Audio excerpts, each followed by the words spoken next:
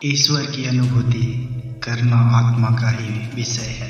वैसे तो ईश्वर और आत्मा का एक स्थान पर ही रहते हैं, परंतु आत्मा देश, इच्छा और घृणा, लोभ और मोह आदि विकारों से ढकी रहती है, जिससे वह ईश्वर को नहीं देख पाता। जैसे मैले शीशे में मुख नहीं दिखाई देता, उसी प्रकार आत्मा भी विकार रूपी मैलों से ढकी रहने के कारण ज्योति स्वरूप ईश्वर को नहीं देख पाती। जैसे अग्नि गर्मी का भंडार है, हम अग्नि के जितना नजदीक जाएंगे हमें उतनी ही अधिक गर्मी लगेगी। उसी प्रकार ईश्वर तो अनंत आनंद का भंडार है।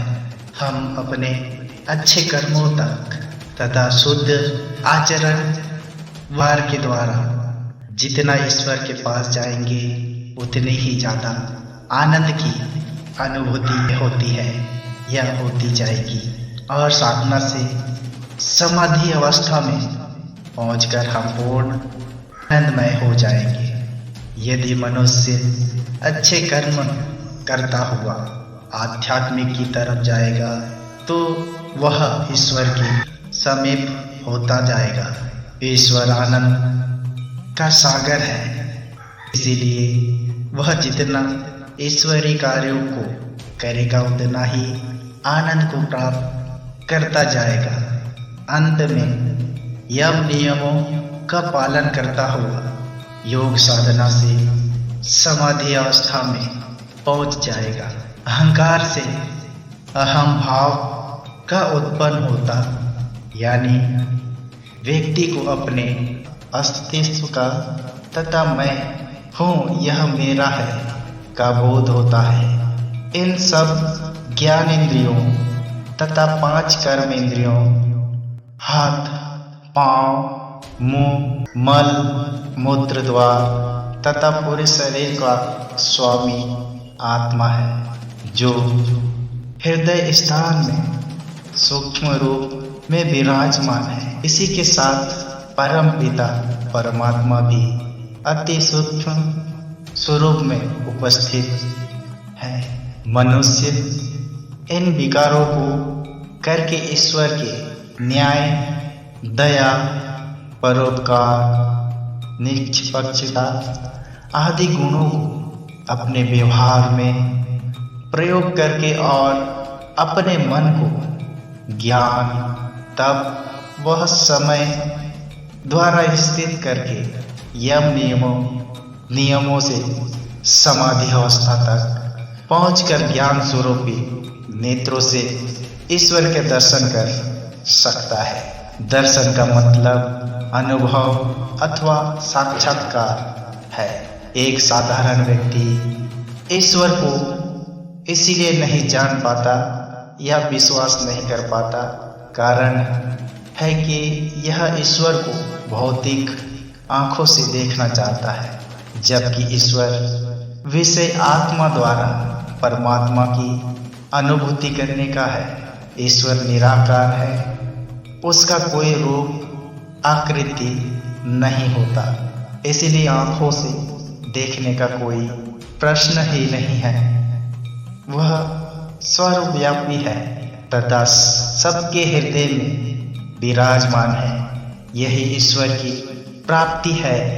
ऐसा व्यक्ति मृत्यु के बाद मुक्ति अवस्था में ईश्वर के समीप रहकर इसी आनंदमय स्थिति को बनाए रख सकता है।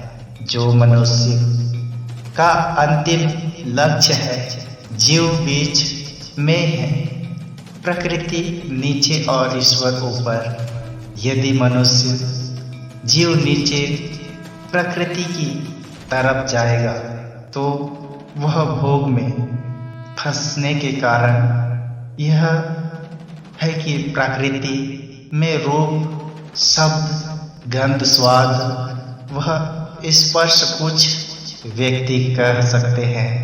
ईश्वर जब सब जगह विराजमान है तो मूर्ति में भी तो है।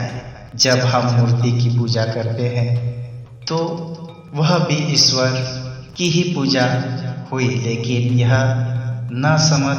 यह नहीं समझते कि मूर्ति में ईश्वर तो है, परंतु पूजा करने वाले की आत्मा को मूर्ति में नहीं है। ईश्वर के दर्शन या अनुभूति तो आत्मा को करना है। जिस ज्ञान के द्वारा परमात्मा को तात्विक रूप से जानना जाता है उसे पराविद्या कहते हैं। यह ब्रह्म विद्या परिष्कृत चिंतन पर, सद्ज्ञान पर आधारित है। इसके लिए उच्च चरित्र निष्ठा वाले सत्कर्म तत्वदर्शी गुरुजनों के पास जाना चाहिए। मानव जीवन में सन्निहित अगणित विभूतियों से लाभ उठा सकने योग कुशलता एवं दूरदर्शिता ब्रह्म विद्या द्वारा ही प्राप्त की जा सकती है। ब्रह्म विद्या आत्मा की, परमात्मा की जीवन की समस्त समस्याओं को हल करने का उपयुक्त उपाय एवं चिंतन पथ है, प्रस्तुत करती है। यह कल्प वृक्ष जिसे प्राप्त हो गया वह उपयुक्त और अनुपयुक्त परिस्थितियों से समान रूप से लाभान्वित हो सकता है और हरी भली बुरी परिस्थिति में खट्टे मीठे आनंद का अनुभव करता है या कर सकता है। ब्रह्म विद्या की महिमा बताते हुए शास्त्र कहता है, परा यता त दक्ष रमा दि गमय। व्यक्तियों पर सुखो उपलब्धि की मान्यता मेघ तृष्णा के समान कभी पूरी ना हो सकने वाली भ्रांति है, इसलिए उसे माया कहते हैं। अंधकार और प्रकाश की तरह ब्रह्म विद्या और माया का विरोध है। जहाँ एक होगी वहाँ दूसरी रहा ही ना सकेगी। ब्रह्म विद्या मानवी अपूर्णता को पूर्णता में विकसित करने की, हर्ष विषाद के आवेशों को शांत और संतुलन में बदलने वाली होती है और ईश्वर की आनंदमय गोद में बैठकर अनंत आनंद की प्राप्ति कर सकेगा। यह संसार ईश्वर निर्मित है, वही इसका अधिपति है। सभी पदार्थ सभी प्राणधन पर विनिमित हुए हैं कि उसे इस सृष्टि की शोभा सुषमा बढ़ाने और अचेतन को अधिक चेतन बनने का, अविकसित को अधिक विकसित होने का अवसर मिले, सुख शांति को होने में सहायता मिले। स्वर्ग और मुक्ति इस ब्रह्म विद्या की दो मधुर फल बताए हैं। उसी को अमृत और पारस भी कहा गया है। अमृत इसीलिए कि इस ज्ञान को प्राप्त करने वाले अपने आप को अविनाशी आत्मा अनुभव करता है, शरीर के मरण को दुखद नहीं मानता, साथ ही ऐसी योजनाएं बनाता है जो अनेक जन्मों में पूरी होने पर भी अधीरता या निराशा उत्पन्न न करे। ईश्वर ने मनुष्य को सब प्रकार के ज्ञान की प्राप्ति के लिए 5 ज्ञान इंद्रियां दी है, जो 5 विषयों का ज्ञान वह अनुभव कराती है। वे 5 इंद्रियां हैं आँख, कान, नाक, जीवा और त्वचा। इनके 5 ही विषय हैं क्रमश रूप, शब्द, गंध, स्वाद तथा स्पर्श, और इनके 5 ही देवता हैं जिनसे यह इंद्रिया शक्ति ग्रहण करती है। वे हैं अग्नि, आकाश, पृथ्वी, पानी और हवा आँख रूप देखने का काम करती है। उसका देवता अग्नि है। जहाँ अग्नि प्रकाश होगी वहीं आप आँखों से रूप देख सकते हैं। सूर्य, चंद्रमा, दीपक, बिजली आदि अग्नि के ही रूप है। इस प्रकार का कान का विषय है शब्द और देवता है आकाश, यानी शून्य स्थान का। आकाश की सहायता से ही शब्द सुनाई देता है। शब्द को हम कान से ही सुनते हैं। यदि शब्द को आँखों से देखना चाहते हो तो भी नहीं देख सकते। इसी प्रकार नाक का विषय है गंध और उसका देवता है पृथ्वी। फल, फूल, पत्तों में गंध मिलती है, वही पृथ्वी से ही ली हुई होती है। गंध को हम नाक से ही जान सकते हैं। आँखों से देखना चाहे तो देख नहीं सकते। इसी भांति जीवा का विषय है स्वाद और उसका देवता है पानी। जहाँ आपको स्वाद मालूम होता है या जिस वस्तु को खाने या पीने में हमको स्वाद आता है तो वह समझना चाहिए कि पानी से ही प्राप्त हुआ है। फलों में स्वाद, गन्ने में मिठास, नियम में कड़वास, खटास का जो स्वाद अनुभव होता है वही पानी से ही प्राप्त होता है। यानी वह पानी का ही अलग अलग स्वाद है। हम स्वाद को आँखों से देखना चाहें तो देखने हमें स्पर्श से सुख मिलता है, वह त्वचा का विषय है और हवा से प्राप्त होता है।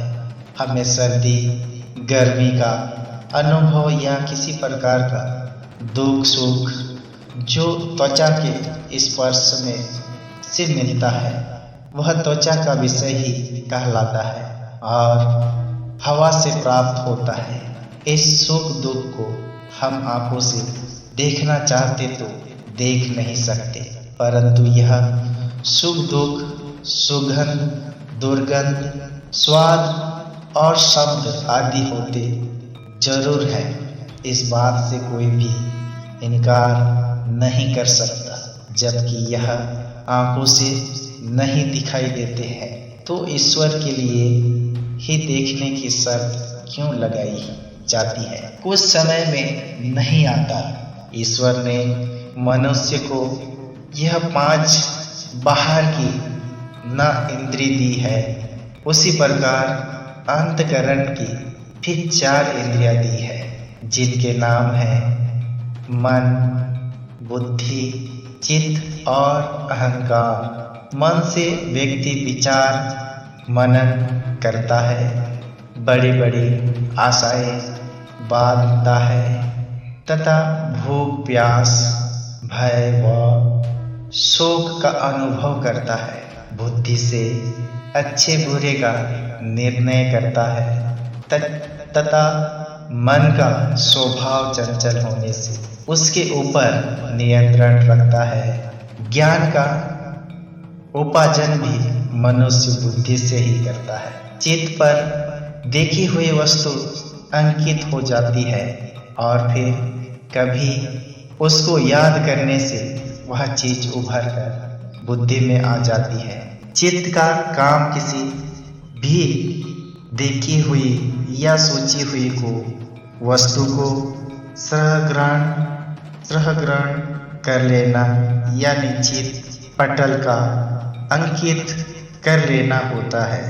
आपको अगर वीडियो अच्छा लगा हो तो लाइक और हमारे चैनल को सब्सक्राइब जरूर करें और अपने प्रियजनों के पास ज़्यादा से ज़्यादा शेयर जरूर करें। इसी तरह की और भी वीडियो देखने के लिए जुड़े रहे हमारे चैनल के साथ। तब तक के लिए आपका बहुमूल्य समय देने के लिए धन्यवाद।